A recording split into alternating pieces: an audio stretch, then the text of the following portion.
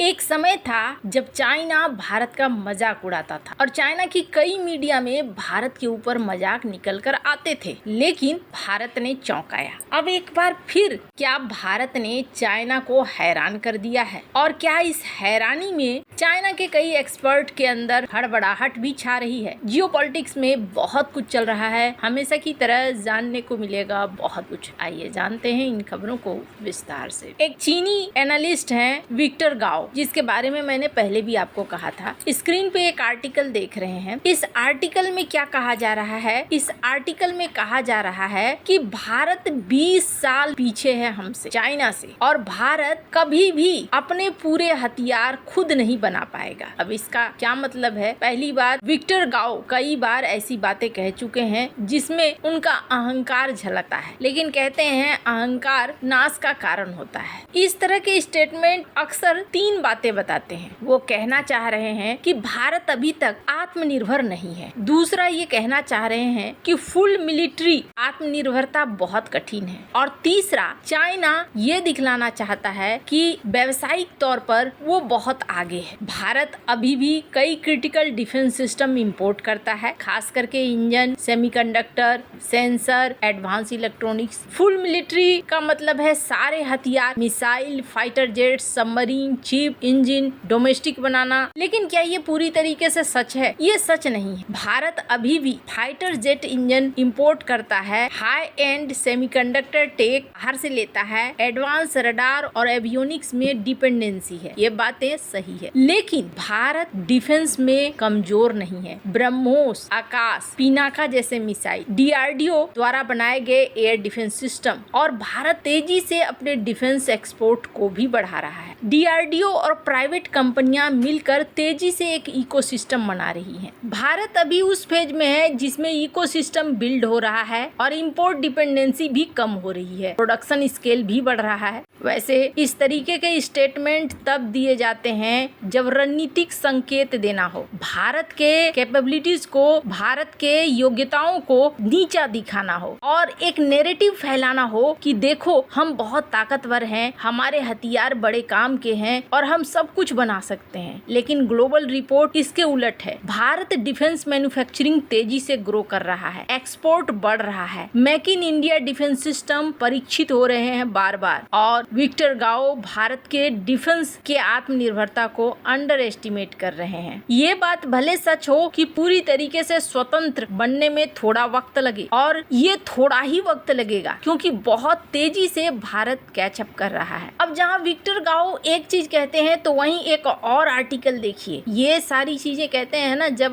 लोग आपके बारे में ज्यादा बात करने लगे तो इसका मतलब है कि आप बहुत तेजी से ग्रो कर रहे हैं, ऐसा ही कुछ है। इस आर्टिकल में भी कहा गया कि भारत चाइना +1 मैन्युफैक्चरिंग रेस में पीछे रह गया और वियतनाम आगे निकल गया। आखिरी विनर कौन होगा, ये नाम सुनेंगे ना तो आपको भी समझ में आएगा कि चाइना क्यों इस तरह की बातें कर रहा है। केजी माओ इसके लेखक हैं और उनका कहना है कि वियतनाम और भारत दोनों को चाइना +1 मैन्युफैक्चरिंग का अवसर मिला, लेकिन वियतनाम ने इसे ज्यादा तेजी से पकड़ा, भारत ने उतनी तेजी से इसे पकड़ा नहीं। और इसके पीछे कारण क्या है? वियतनाम ने अपनी कमजोरियों को खुलकर माना, चाइना के गैप को समझकर पॉलिसी बनाई और फॉरेन कंपनियों के लिए plug and play manufacturing zone बनाए, तेजी से सप्लाई चेन को अट्रैक्ट किया। इसी वजह से वियतनाम को तेजी से आगे बढ़ने वाला बताया गया। भारत के बारे में कहा गया कि वियतनाम जितनी स्पीड नहीं दिखा सका, यहाँ पर ब्यूरोक्रेसी और पॉलिसी बहुत जटिल है, मैन्युफैक्चरिंग को भी स्केल नहीं कर पाया, भारत चाइना +1 रेस को हार गया। इनका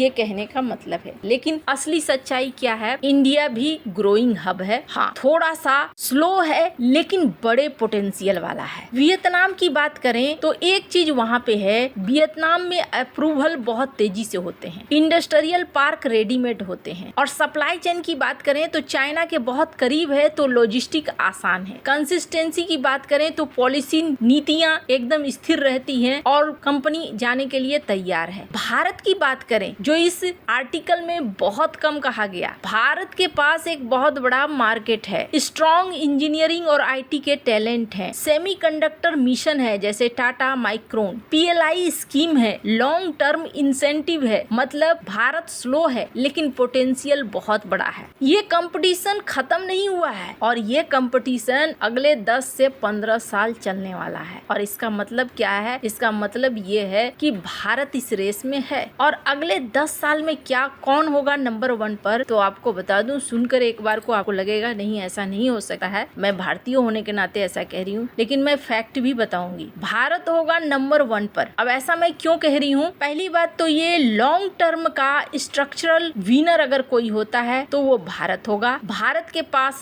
सबसे बड़ी प्लस चीज है 1.4 बिलियन प्लस पॉपुलेशन और सबसे बड़ी चीज बिल्ड इन डिमांड है, मतलब इलेक्ट्रॉनिक्स हो, ऑटो हो, केमिकल हो, खुद का बाजार इतना बड़ा है कि इस बाजार में खपत होगी। दूसरी चीज, भारत PLI स्कीम के साथ कई चीजों को पुश कर रहा है, जैसे सेमीकंडक्टर का मिशन, टैलेंट के साथ इंजीनियरिंग बेस को जोड़ भी रहा है और अपने मैन्युफैक्चरिंग को अलग अलग सेक्टर में बांट रहा है। थोड़ा स्लो है, इंफ्रास्ट्रक्चर का गैप है, लेकिन 10 सालों में ये गैप खत्म होता हुआ दिखेगा आपको और भविष्य में नंबर 1 पर दिखेगा। अब मेक्सिको की बात करें तो मेक्सिको क्यों नहीं दिखेगा? वैसे तो अभी मेक्सिको में भी कंपनियां जा रही हैं, US के ऑटोमोटिव इंडस्ट्री का बड़ा प्लेयर है, टैरिफ फ्री एक्सेस भी अमेरिका के मार्केट में काफी समय तक रहा है, लेकिन ये दूसरे नंबर पर रहेगा और तीसरे नंबर पर वियतनाम रहेगा। तेज है, एफिशिएंट है, लेकिन सबसे बड़ी चीज है बहुत ज्यादा स्केल नहीं कर सकता है। काम करने के लिए लोगों की जरूरत होती है, डोमेस्टिक मार्केट की जरूरत होती है, ऐसे में ये बहुत तेजी से आगे नहीं बढ़। अभी अगर बात करें तो भारत ने चाइना के कई सारे क्लाइंट्स को छीनना शुरू कर दिया है। स्क्रीन पर एक आर्टिकल देखिए, लैटिन अमेरिका से लेकर अमेरिका तक खुद चाइना में भी भारत का एक्सपोर्ट बढ़ा है। फिर ऐसे आर्टिकल क्यों लिखे जा रहे हैं? तो ऐसे आर्टिकल लिखने का मतलब है लोगों के दिमाग में ये बिठाना कि भारत आगे नहीं बढ़ेगा, ताकि इन्वेस्टमेंट में दिक्कत हो और एक नैरेटिव बनाना दुनिया में कि भाई भारत कमजोर है और उस कमी को पूरा नहीं कर सकेगा। तुम अगर सोच रहे हो चाइना +1 के तहत हमसे दूर जाने का, तो वो गलत है। खैर, आपको क्या लगता है इन सब मामले में? आपकी क्या राय है? कमेंट कर जरूर बताएं। जल्द मिलते हैं अगले वीडियो में नई खबर के साथ।